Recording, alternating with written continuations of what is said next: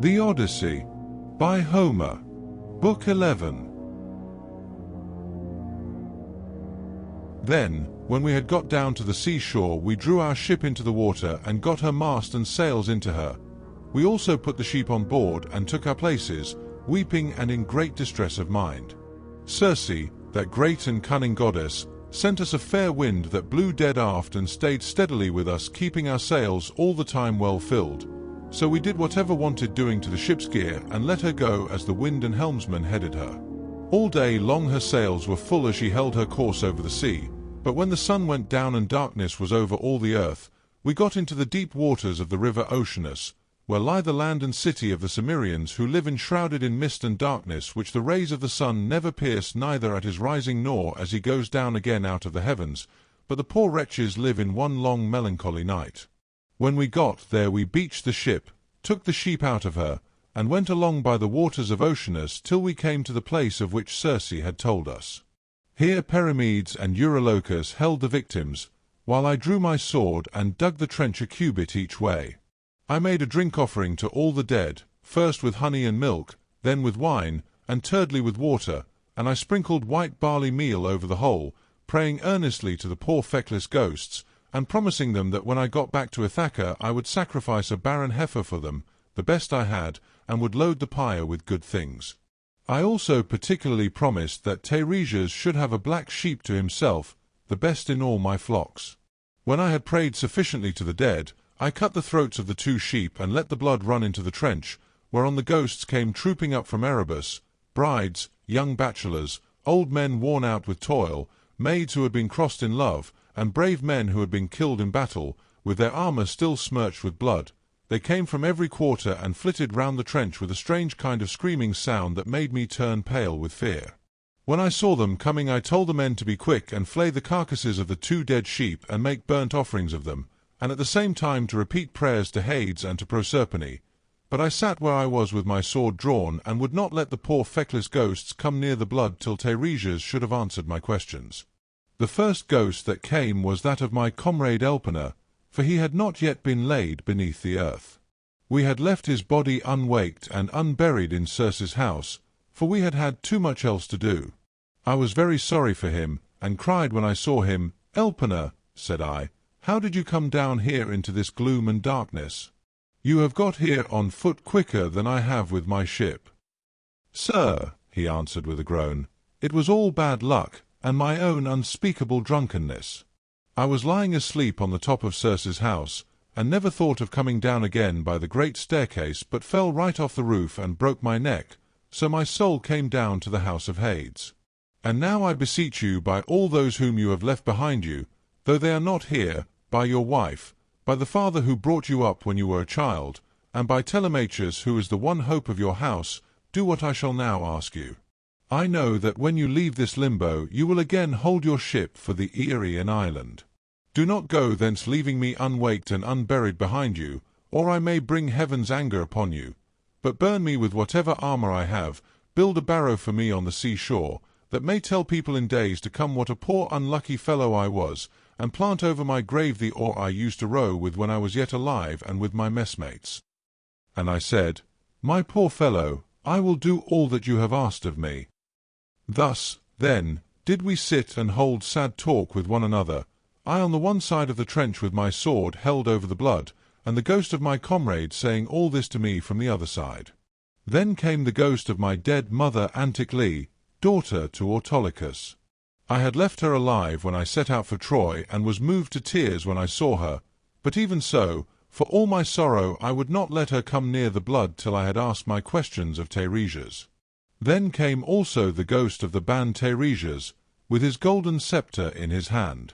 He knew me and said, "Ulysses, noble son of Laertes, why, poor man, have you left the light of day and come down to visit the dead in this sad place? Stand back from the trench and withdraw your sword, that I may drink of the blood and answer your questions truly." So I drew back, and sheathed my sword, whereon when he had drank of the blood he began with his prophecy. "You want to know," said he, "about your return home, but heaven will make this hard for you. I do not think that you will escape the eye of Neptune, who still nurses his bitter grudge against you for having blinded his son.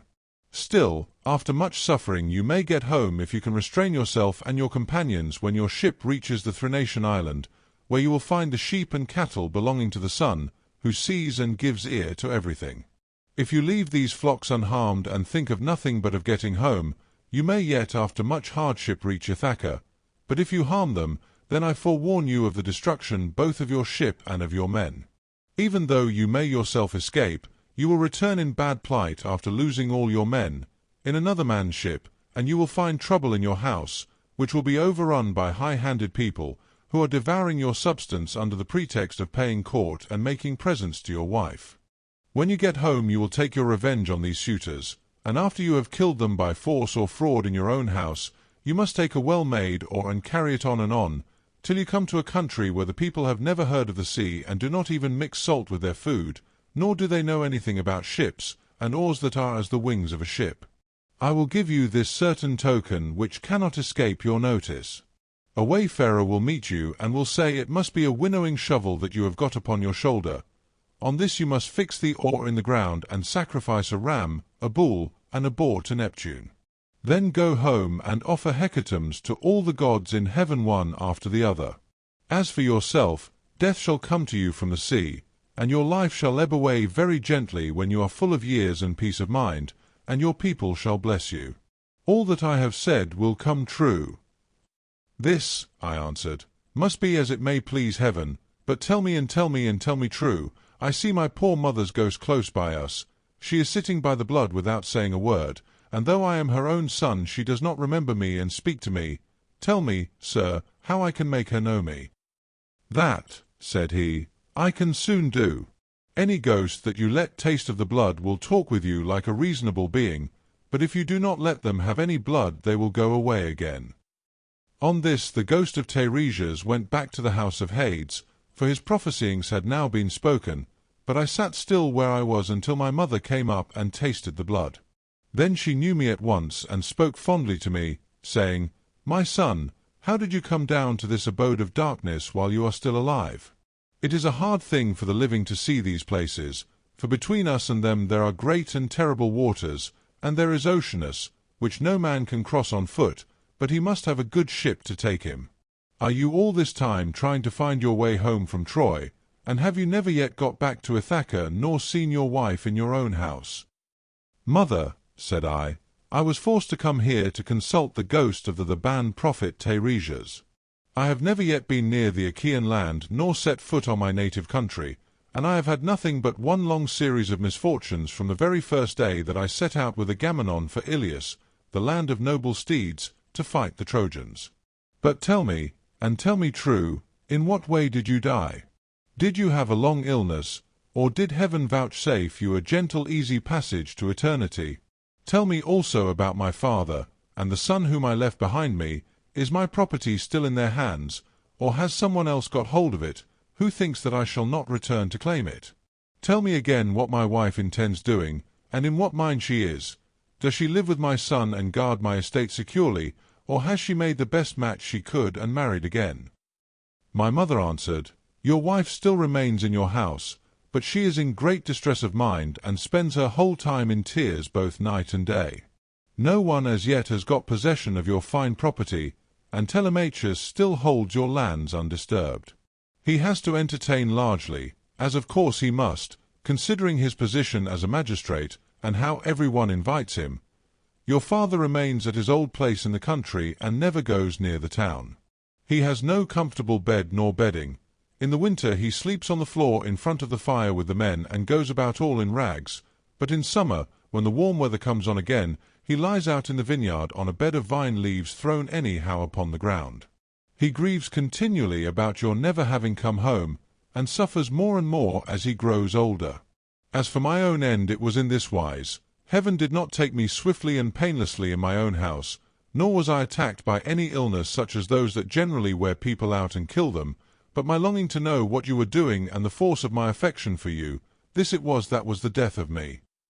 Then I tried to find some way of embracing my poor mother's ghost.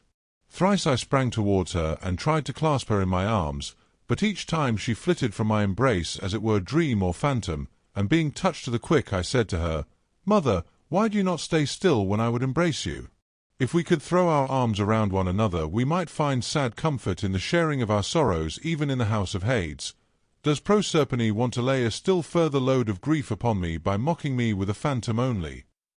My son, she answered, most ill-fated of all mankind, it is not Proserpine that is beguiling you, but all people are like this when they are dead. The sinews no longer hold the flesh and bones together. These perish in the fierceness of consuming fire as soon as life has left the body, and the soul flits away as though it were a dream. Now, however, go back to the light of day as soon as you can, and note all these things that you may tell them to your wife hereafter. Thus did we converse, and anon Proserpine sent up the ghosts of the wives and daughters of all the most famous men. They gathered in crowds about the blood, and I considered how I might question them severally. In the end I deemed that it would be best to draw the keen blade that hung by my sturdy thigh, and keep them from all drinking the blood at once. So they came up one after the other, and each one as I questioned her told me her race and lineage. The first I saw was Tyro. She was daughter of Salmoneus and wife of Cretheus the son of Aeolus. She fell in love with the river Enipeus, who is much the most beautiful river in the whole world. Once when she was taking a walk by his side as usual, Neptune, disguised as her lover, lay with her at the mouth of the river, and a huge blue wave arched itself like a mountain over them to hide both woman and god, whereon he loosed her virgin girdle and laid her in a deep slumber. When the god had accomplished the deed of love, he took her hand in his own and said, Tyro, rejoice in all good will. The embraces of the gods are not fruitless, and you will have fine twins about this time 12 months. Take great care of them. I am Neptune, so now go home, but hold your tongue and do not tell anyone. Then he dived under the sea, and she in due course bore Peleus and Neleus, who both of them served Jove with all their might. Peleus was a great breeder of sheep and lived in Iolcus, but the other lived in Pylos. The rest of her children were by Cretheus, namely, Aeson, Pheres, and Amithaon, who was a mighty warrior and charioteer. Next to her I saw Antiope, daughter to Asopus, who could boast of having slept in the arms of even Jove himself, and who bore him 2 sons Amphion and Zethus. These founded Thebes with its 7 gates, and built a wall all round it, for strong though they were they could not hold Thebes till they had walled it. Then I saw Alcmena, the wife of Amphitryon, who also bore to Jove indomitable Hercules, and Megara, who was daughter to great King Creon, and married the redoubtable son of Amphitryon. I also saw fair Epicaste, mother of King Oedipodes, whose awful lot it was to marry her own son without suspecting it. He married her after having killed his father, but the gods proclaimed the whole story to the world, whereon he remained king of Thebes, in great grief for the spite the gods had borne him. But Epicaste went to the house of the mighty jailer Hades, having hanged herself for grief, and the avenging spirits haunted him as for an outraged mother, to his ruing bitterly thereafter. Then I saw Chloris, whom Neleus married for her beauty, having given priceless presents for her. She was youngest daughter to Amphion son of Iasus and king of Minyan or Commonus, and was queen in Pylos. She bore Nestor, Chromius, and Periclymenus, and she also bore that marvellously lovely woman Pero, who was wooed by all the country round. But Neleus would only give her to him who should raid the cattle of Iphicles from the grazing grounds of Phyllis, and this was a hard task. The only man who would undertake to raid them was a certain excellent seer, but the will of heaven was against him, for the rangers of the cattle caught him and put him in prison. Nevertheless, when a full year had passed and the same season came round again, Iphicles set him at liberty, after he had expounded all the oracles of heaven. Thus, then, was the will of Jove accomplished. And I saw Leda the wife of Tyndarus, who bore him 2 famous sons, Castor breaker of horses, and Pollux the mighty boxer. Both these heroes are lying under the earth, though they are still alive, for by a special dispensation of Jove, they die and come to life again, each one of them every other day throughout all time, and they have the rank of gods. After her I saw Iphimedeia wife of Aluus, who boasted the embrace of Neptune. She bore 2 sons Otus and Ephialtes, but both were short-lived. They were the finest children that were ever born in this world, and the best-looking, Orion only excepted, for at 9 years old they were 9 fathoms high, and measured 9 cubits round the chest. They threatened to make war with the gods in Olympus, and tried to set Mount Ossa on the top of Mount Olympus, and Mount Pelion on the top of Ossa, that they might scale heaven itself, and they would have done it too if they had been grown up. But Apollo, son of Leto, killed both of them, before they had got so much as a sign of hair upon their cheeks or chin. Then I saw Phaedra, and Procris, and fair Ariadne daughter of the magician Minos, whom Theseus was carrying off from Crete to Athens, but he did not enjoy her, for before he could do so Diana killed her in the island of Dia on account of what Bacchus had said against her. I also saw Mera and Clymene and hateful Eriphyle, who sold her own husband for gold. But it would take me all night if I were to name every single one of the wives and daughters of heroes whom I saw, and it is time for me to go to bed, either on board ship with my crew, or here. As for my escort, heaven and yourselves will see to it." Here he ended, and the guests sat all of them enthralled and speechless throughout the covered cloister. Then Arete said to them, "What do you think of this man, O Phaeacians? Is he not tall and good-looking, and is he not clever? True, he is my own guest, but all of you share in the distinction. Do not be in a hurry to send him away, nor niggardly in the presents you make to one who is in such great need, for heaven has blessed all of you with great abundance." Then spoke the aged hero Aeschines, who was one of the oldest men among them. "My friends," said he, "what our august queen has just said to us is both reasonable and to the purpose, therefore be persuaded by it, but the decision whether in word or deed rests ultimately with King Alcinous." "The thing shall be done," exclaimed Alcinous, "as surely as I still live and reign over the Phaeacians. Our guest is indeed very anxious to get home, still we must persuade him to remain with us until tomorrow, by which time I shall be able to get together the whole sum that I mean to give him. As regards his escort, it will be a matter for you all, and mine above all others as the chief person among you." And Ulysses answered, "King Alcinous, if you were to bid me to stay here for a whole 12 months, and then speed me on my way, loaded with your noble gifts, I should obey you gladly, and it would redound greatly to my advantage, for I should return fuller-handed to my own people, and should thus be more respected and beloved by all who see me when I get back to Ithaca." "Ulysses," replied Alcinous, "not one of us who sees you has any idea that you are a charlatan or a swindler. I know there are many people going about who tell such plausible stories that it is very hard to see through them, but there is a style about your language which assures me of your good disposition. Moreover, you have told the story of your own misfortunes, and those of the Argives, as though you were a practised bard. But tell me, and tell me true, whether you saw any of the mighty heroes who went to Troy at the same time with yourself, and perished there. The evenings are still at their longest, and it is not yet bedtime. Go on, therefore, with your divine story, for I could stay here listening till tomorrow morning, so long as you will continue to tell us of your adventures." "Alcinous," answered Ulysses, "there is a time for making speeches, and a time for going to bed. Nevertheless, since you so desire, I will not refrain from telling you the still sadder tale of those of my comrades who did not fall fighting with the Trojans, but perished on their return, through the treachery of a wicked woman. When Proserpine had dismissed the female ghosts in all directions, the ghost of Agamemnon son of Atreus came sadly up to me, surrounded by those who had perished with him in the house of Aegis thus. As soon as he had tasted the blood, he knew me, and weeping bitterly stretched out his arms towards me to embrace me. But he had no strength nor substance any more, and I too wept and pitied him as I beheld him. 'How did you come by your death?' said I, 'King Agamemnon? Did Neptune raise his winds and waves against you when you were at sea, or did your enemies make an end of you on the mainland when you were cattle-lifting or sheep-stealing, or while they were fighting in defence of their wives and city?' 'Ulysses,' he answered, 'noble son of Laertes, I was not lost at sea in any storm of Neptune's raising, nor did my foes despatch me upon the mainland, but Aegis thus and my wicked wife were the death of me between them. He asked me to his house, feasted me, and then butchered me most miserably as though I were a fat beast in a slaughter-house, while all around me my comrades were slain like sheep or pigs for the wedding breakfast, or picnic, or gorgeous banquet of some great nobleman.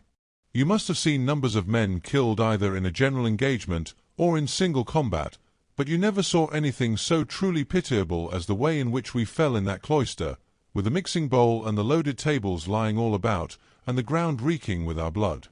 I heard Priam's daughter Cassandra scream as Clytemnestra killed her close beside me. I lay dying upon the earth with the sword in my body, and raised my hands to kill the slut of a murderess, but she slipped away from me. She would not even close my lips nor my eyes when I was dying, for there is nothing in this world so cruel and so shameless as a woman when she has fallen into such guilt as hers was. Fancy murdering her own husband! I thought I was going to be welcomed home by my children and my servants, but her abominable crime has brought disgrace on herself and all women who shall come after, even on the good ones. And I said, in truth Jove has hated the house of Atreus from first to last in the matter of their women's counsels. See how many of us fell for Helen's sake, and now it seems that Clytemnestra hatched mischief against you too during your absence. Be sure, therefore, continued Agamemnon, and not be too friendly even with your own wife. Do not tell her all that you know perfectly well yourself. Tell her a part only, and keep your own counsel about the rest. Not that your wife, Ulysses, is likely to murder you, for Penelope is a very admirable woman, and has an excellent nature. We left her a young bride with an infant at her breast when we set out for Troy. This child no doubt is now grown up happily to man's estate, and he and his father will have a joyful meeting and embrace one another as it is right they should do, whereas my wicked wife did not even allow me the happiness of looking upon my son, but killed me ere I could do so. Furthermore I say, and lay my saying to your heart, do not tell people when you are bringing your ship to Ithaca, but steal a march upon them, for after all this there is no trusting women. But now tell me, and tell me true, can you give me any news of my son Orestes? Is he in Orchomenus, or at Pylos, or is he at Sparta with Menelaus, for I presume that he is still living. And I said, Agamemnon, why do you ask me? I do not know whether your son is alive or dead, and it is not right to talk when one does not know. As we two sat weeping and talking thus sadly with one another, the ghost of Achilles came up to us with Patroclus, Antilochus, and Ajax, who was the finest and goodliest man of all the Danaans after the son of Peleus. The fleet descendant of Aeacus knew me and spoke piteously, saying, Ulysses, noble son of Laertes, what deed of daring will you undertake next, that you venture down to the house of Hades among a silly dead, who are but the ghosts of them that can labour no more?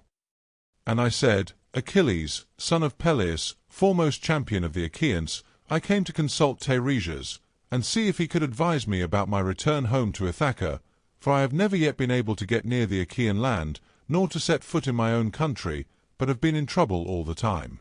As for you, Achilles, no one was ever yet so fortunate as you have been, nor ever will be, for you were adored by all us Argives as long as you were alive, and now that you are here you are a great prince among the dead. Do not, therefore, take it so much to heart even if you are dead. Say not a word, he answered.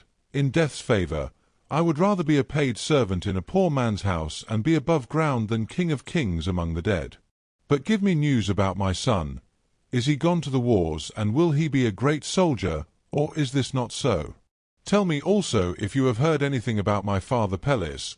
Does he still rule among the Myrmidons, or do they show him no respect throughout Hellas and Phthia now that he is old and his limbs fail him? Could I but stand by his side, in the light of day, with the same strength that I had when I killed the bravest of our foes upon the plain of Troy, could I but be as I then was, and go even for a short time to my father's house, any one who tried to do him violence or supersede him would soon rue it. I have heard nothing, I answered, of Peleus, but I can tell you all about your son Neoptolemus, for I took him in my own ship from Scyros with the Achaeans. In our councils of war before Troy he was always first to speak, and his judgment was unerring. Nestor and I were the only two who could surpass him, and when it came to fighting on the plain of Troy, he would never remain with the body of his men, but would dash on far in front, foremost of them all in valour.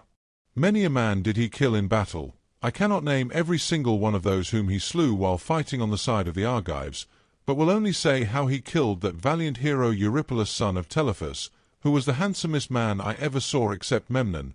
Many others also of the Cetians fell around him by reason of a woman's bribes.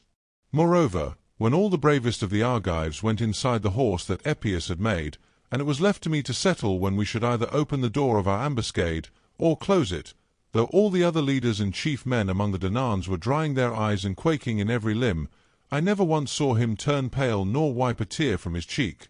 He was all the time urging me to break out from the horse, grasping the handle of his sword and his bronze-shod spear, and breathing fury against the foe.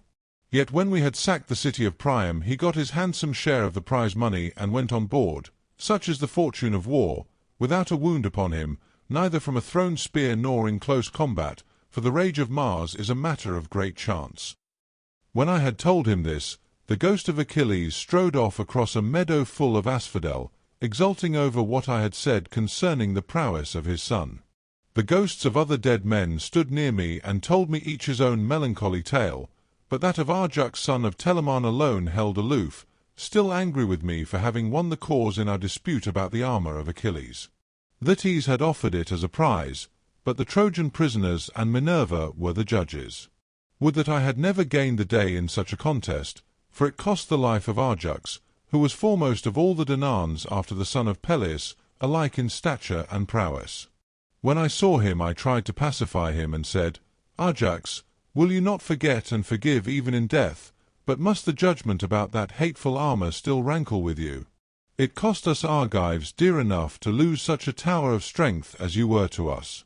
We mourned you as much as we mourned Achilles son of Peleus himself, nor can the blame be laid on anything but on the spite which Jove bore against the Danaans, for it was this that made him counsel your destruction. Come hither, therefore, bring your proud spirit into subjection, and hear what I can tell you." He would not answer, but turned away to Erebus and to the other ghosts. Nevertheless, I should have made him talk to me in spite of his being so angry, or I should have gone on talking to him, only that there were still others among the dead whom I desired to see.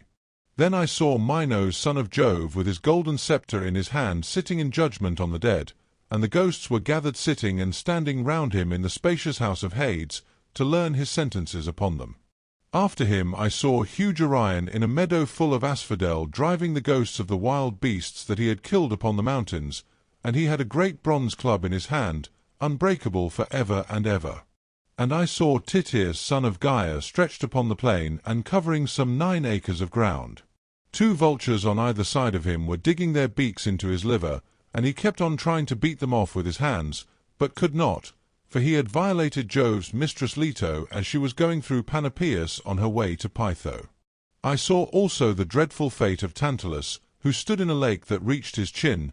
He was dying to quench his thirst, but could never reach the water, for whenever the poor creature stooped to drink, it dried up and vanished, so that there was nothing but dry ground, parched by the spite of heaven. There were tall trees, moreover, that shed their fruit over his head, pears, pomegranates, apples, sweet figs, and juicy olives, but whenever the poor creature stretched out his hand to take some, the wind tossed the branches back again to the clouds. And I saw Sisyphus at his endless task raising his prodigious stone with both his hands. With hands and feet he tried to roll it up to the top of the hill, but always, just before he could roll it over onto the other side, its weight would be too much for him, and the pitiless stone would come thundering down again onto the plain. Then he would begin trying to push it uphill again, and the sweat ran off him and the steam rose after him.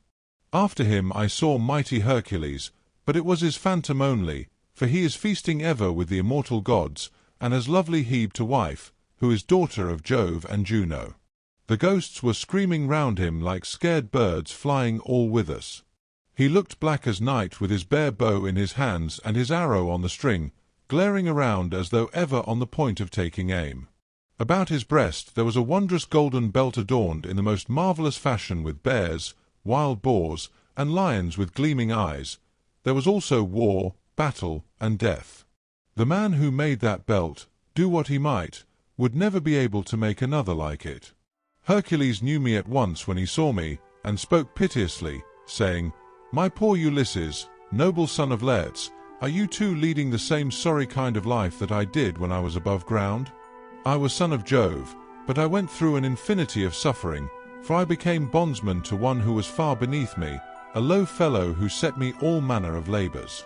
He once sent me here to fetch the hellhound, for he did not think he could find anything harder for me than this, but I got the hound out of Hades and brought him to him, for Mercury and Minerva helped me. On this Hercules went down again into the house of Hades, but I stayed where I was in case some other of the mighty dead should come to me. And I should have seen still other of them that are gone before, whom I would fain have seen, Theseus and Pirithous, glorious children of the gods, but so many thousands of ghosts came round me and uttered such appalling cries, that I was panic-stricken lest Proserpine should send up from the house of Hades the head of that awful monster Gorgon. On this I hastened back to my ship and ordered my men to go on board at once and loose the hawsers. So they embarked and took their places, whereon the ship went down the stream of the river Oceanus. We had to row at first, but presently a fair wind sprang up,